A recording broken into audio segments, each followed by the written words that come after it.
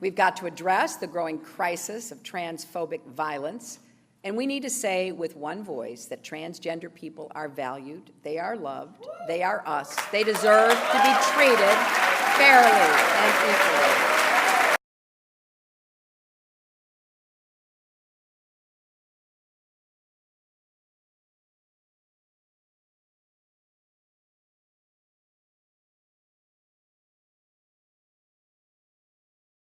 This has nothing to do, this policy, to enhance education in our country. It won't improve reading skills or math scores. It won't help kids graduate. This will do nothing but be more disruptive, Megan, to our schools. Look, I was talking to a teacher just a little bit ago, and they say, you know, we have a tough enough time with boys in the locker room and girls in the bathroom. For the record, I spent 8 years in Senate Education, was the chair of education. As lieutenant governor, I oversee a budget of about $40 billion, 6 million students, 1,200 school districts, and 330,000 teachers. So I know a little bit about education, more than Josh or the president does. Lieutenant Governor Dan Patrick has 8 years of experience in education, yet is completely neglecting the fact that children are human beings who need support and respect in these crucial formative years. By denying transgender kids the right to explore and express their identities, he's not only dismissing their basic right of liberty, but creating hostile environments which foster content and discomfort. In order for children to succeed statistically, they must feel welcome and safe at school. The bathroom debate started with a piece of state legislation known as House Bill 2, which was passed into law in North Carolina on March 23, 2016.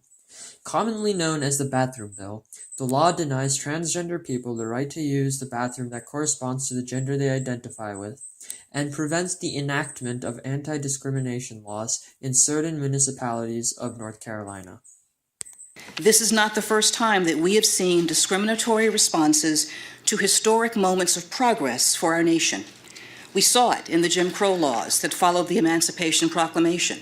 We saw it in the fierce and widespread resistance to Brown v. Board of Education, and we saw it in the proliferation of state bans on same-sex unions that were intended to stifle any hope that gay and lesbian Americans might one day be afforded the right to marry. And that right, of course, is now recognized as a guarantee embedded in our Constitution. Although there have been isolated cases of transgender people throughout American history, the historical context for North Carolina's law begins with the rise of both the social movements of the 1960s, specifically the Stonewall riots for the LGBT community, and the new right conservative movements, strongly correlated with evangelical organizations who have continuously sparred with liberal organizations over governmental control of what they believe to be traditional family values. It was not so very long ago that states, including North Carolina, had other signs above restrooms, water fountains, and on public accommodations, keeping people out based on a distinction without a difference.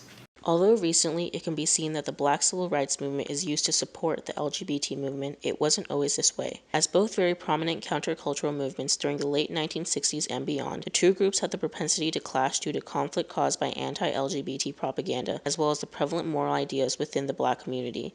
In terms of the anti-LGBT agenda during the 1970s, this group has largely been observed to be white religious conservatives that presented LGBT individuals as exclusively white, depicting homosexuality as mutually exclusive from being a person of color while ignoring the presence of the Black LGBT community. Additionally, the civil rights movement and the LGBT movement were further pit against each other with arguments that suggested a zero-sum game in terms of gaining deserved rights.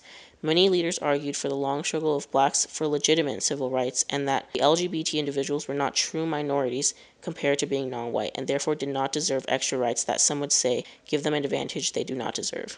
Is why can't we just do what normal states do? We don't have to step back 30 years to accommodate the Christian religion in North Carolina. This is an important... Conservative agenda has long been intertwined with evangelical organizations basing its judgment on what is morally right.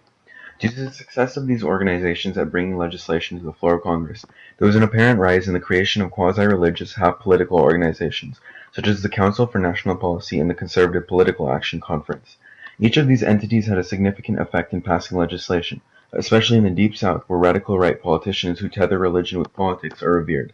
The successive efforts of anti-gay movements spurred by these organizations finally culminated in the passage of the Defense of Marriage Act in 1993, which stated that marriage was between a man and a woman, an act passed due to the persistence of the National Pro-Family Forum, an evangelical organization.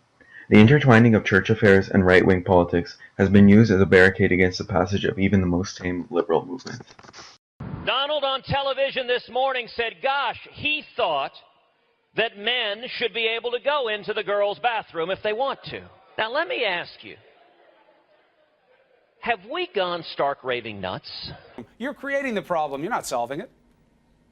No, the transgender people are creating the problem by pretending to be the opposite of their actual biological sex, even when people can see that they are their biological sex.